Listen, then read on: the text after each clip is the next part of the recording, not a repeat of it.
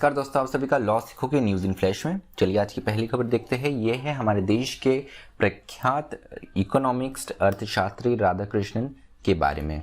इनका हाल ही में निधन हो चुका है। 79 वर्ष की आयु में, 79 वर्ष की आयु में इनका निधन हो गया है। ये हाल ही में चेयरमैन थे centre of economic and social studies के आर राधाकृष्णन। और महत्वपूर्ण बात यह है कि इससे पहले ये इस सेंटर के डायरेक्टर भी रह चुके हैं 1985 से 1994 तक, और उसके बाद में जुलाई 2013 में ये इस सेंटर के चेयरपर्सन बने और अभी तक इनकी मृत्यु होने तक ये इस पोजीशन पे थे। उसके अलावा इन्होंने काफ़ी इंपॉर्टेंट पोजीशन और अलग अलग इंस्टीट्यूशंस ऑर्गेनाइजेशन में भी निभाई है, जिसमें है चेयरमैन रह चुके ये commission of inclusive and sustainable agriculture development of Andhra Pradesh, chairman रह चुके हैं national statistical commission of government of India, director और वाइस चांसलर रह चुके हैं इग्नू के, उसके अलावा vice chancellor Andhra Pradesh university. उसके अलावा भी अलग अलग संस्थानों में इन्होंने महत्वपूर्ण भूमिका निभाई है। उसके अलावा Australian centre for international agriculture research के ये में एक्सपर्ट के रूप में इस ऑर्गेनाइजेशन में सर्व कर चुके हैं। उसके अलावा management of social transformation, UNESCO, UNDP, regional bureau of Asia and Pacific, इसमें भी ये एक्सपर्ट के रूप में अपनी भूमिका निभा चुके हैं। तो इनका महत्वपूर्ण योगदान रहा है वर्ल्ड बैंक में, एशियन डेवलपमेंट बैंक में, यूएनडीपी और एफएओ में भी। अगली खबर की ओर बढ़ते हैं। ये है भारत और फिलीपींस के बारे में।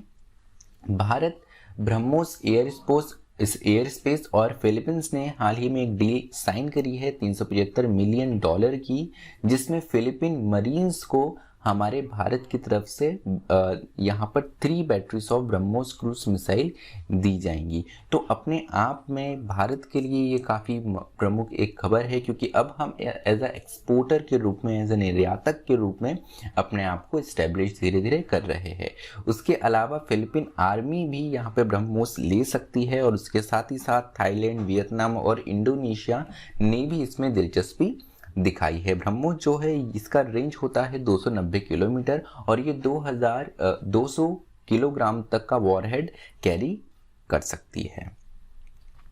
अगली खबर है टेनिस जगत से। टेनिस जगत में राफेल नडाल, इन्होंने 21 ग्रैंड स्लैम जीतने वाले ये पहले पुरुष बन गए हैं। फाइनल मैच में, ऑस्ट्रेलियन ओपन का फाइनल मैच जीत कर इन्होंने ये 21वां ग्रैंड स्लैम टाइटल जीता है। इन्होंने हराया है डेनियल मेडवेडेव को।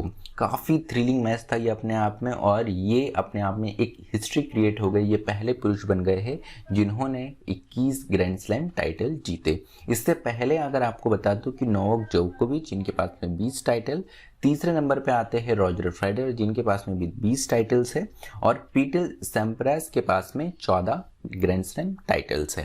तो इस रेस में, जोकोविच, फेडरर और नडाल की रेस में आखिरकार नडाल आगे बढ़ ही गए। अगली खबर है मणिपुर से। मणिपुर में पहली गुड्स ट्रेन, जो मालवाहक मालगाड़ी हम जिसे कहते हैं, पहली मालगाड़ी आज़ादी के 75 वर्ष बाद मणिपुर में पहुंची है। रानी गिदनील्यू रेलवे स्टेशन, जो कि गोइंगलोंग में स्थित है, जो कि तमेंगलोंग डिस्ट्रिक्ट के अंतर्गत आता है। तो यहाँ पर ये पहली मालवाहक गाड़ी आई है। अपने आप में मणिपुर अब इंडियन रेलवे के मैप पर आ चुका है।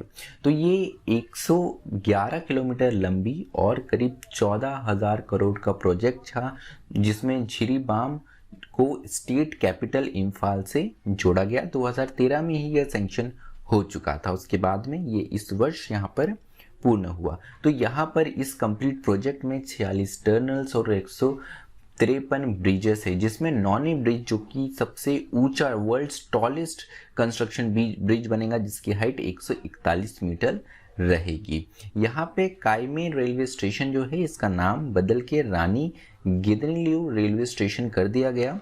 रानी गिदनील्यू ये एक हमारे देश की स्वतंत्रता सेनानी थी, जिन्होंने ब्रिटिश शासन के विरुद्ध आवाज़ उठाई थी, विद्रोह किया था। तो चलिए आज का न्यूज़ इन फ्लैश हमारा यही समाप्त होता है। मुझे सुनने के लिए आप सभी का धन्यवाद। Thank you. Stay tuned to law.